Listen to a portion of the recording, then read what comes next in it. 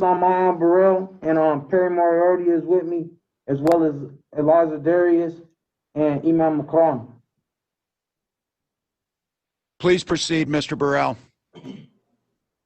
First and foremost, I wanna come and I wanna greet and thank both you, Governor Walsh, and you, Attorney General Ellison, for allowing me the opportunity to come and address the Minnesota Board of Pardons.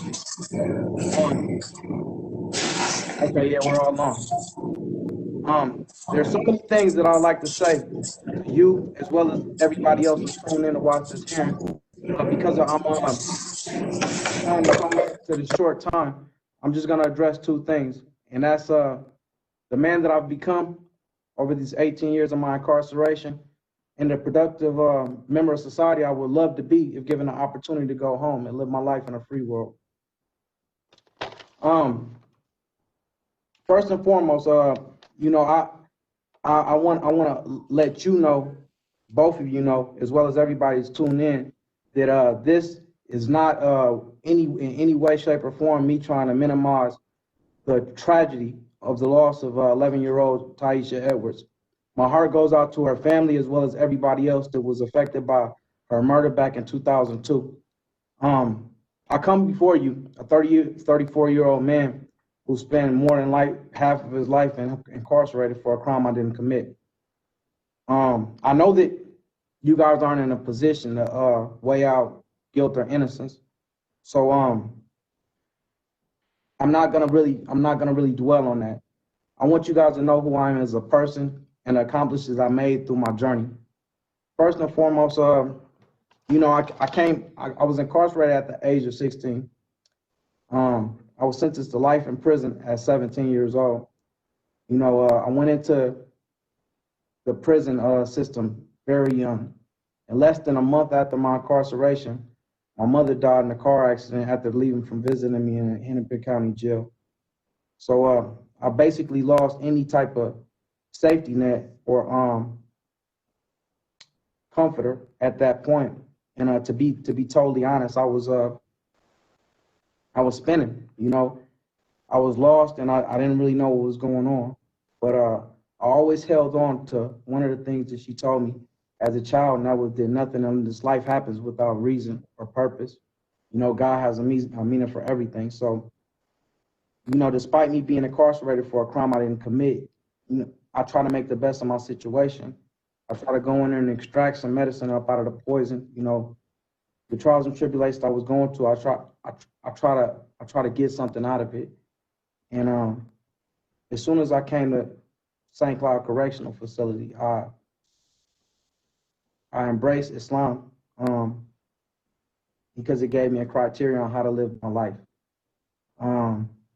It was so much going on at that time that I needed some type of guidance, and I got that in the Dean of Islam, as well as the people that were around me.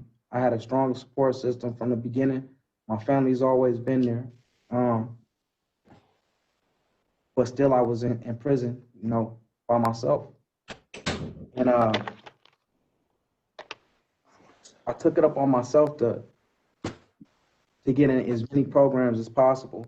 So as soon as I got to St. Cloud, I was placed in a youthful offender program, which was a program aimed at basically preparing the youth for either what was ahead of you in prison or, for you to leave out of prison as an adult.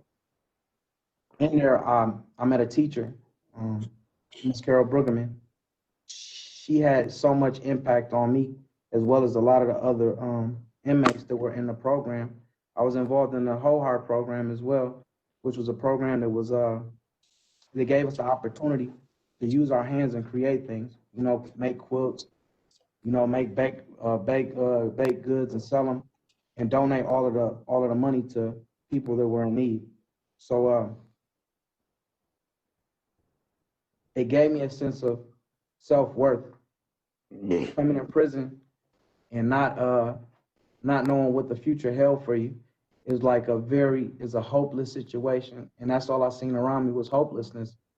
But I still strive to find some type of purpose.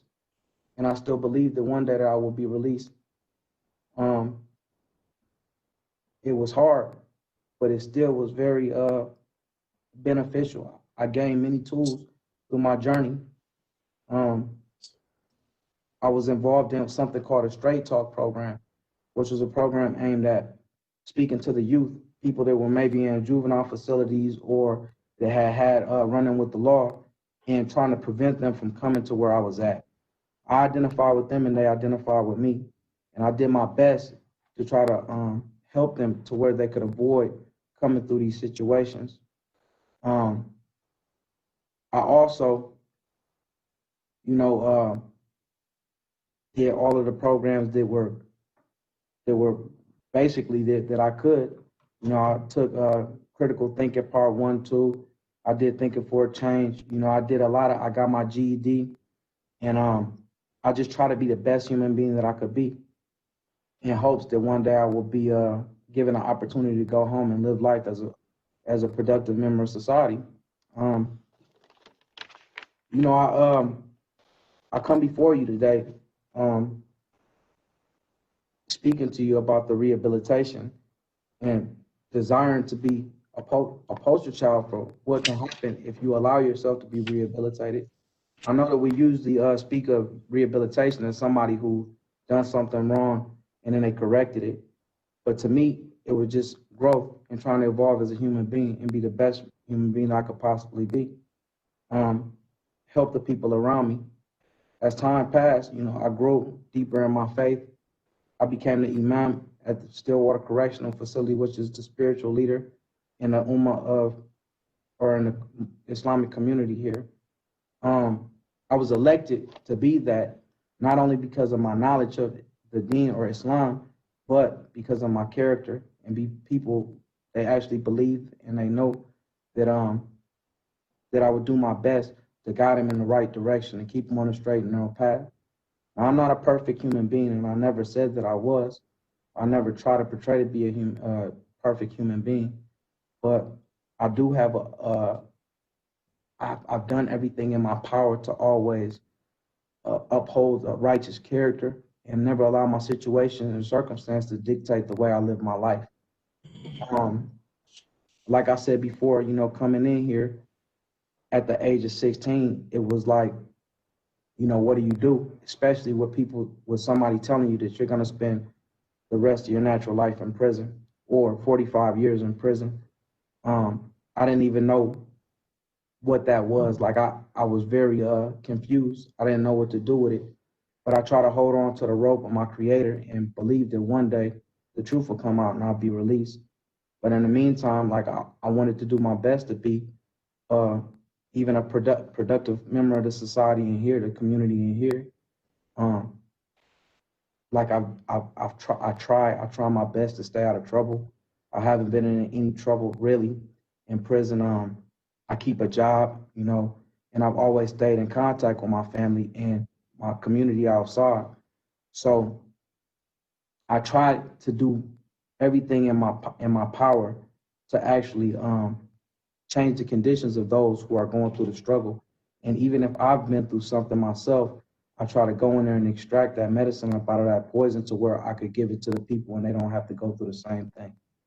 I have so many people and support outside of these walls that are waiting for me to come and embrace me and actually give me the opportunity to go out there and to help not just the youth, but you know, the people that are out there and they're lost, they're confused, they don't really know what's going on. You know, I'm like I said before, like I'm not a perfect human being, but I have grown as a man.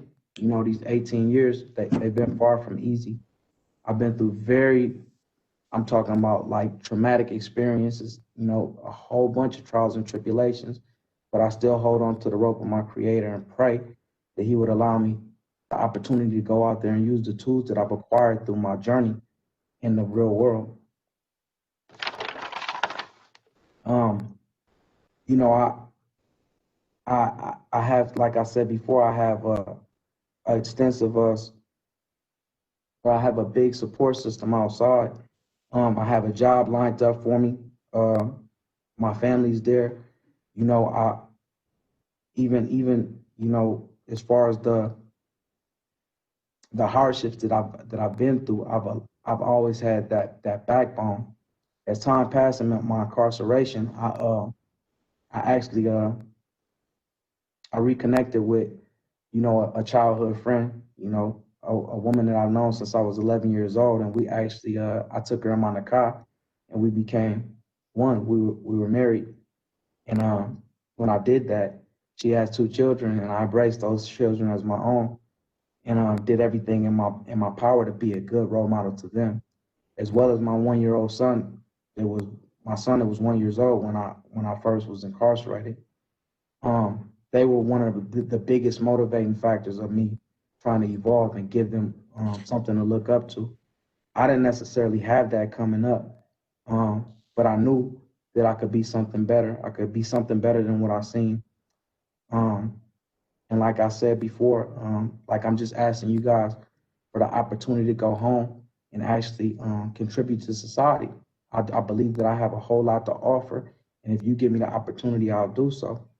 Um, there's not, like I said before, I'm very aware of the fact that, you guys can't weigh guilt or innocence, but to be in here for all of these years for a crime I didn't commit um, was very painful. But I believe that there are blessings in the struggles. And my blessing is that I overcame all the obstacles that came. By the grace of my creator, I overcame all the obstacles that were in front of me. And I just ask for you the opportunity to go home and actually contribute to society and be a good productive member of my community. With that, I'll close and I'll go to, Perry.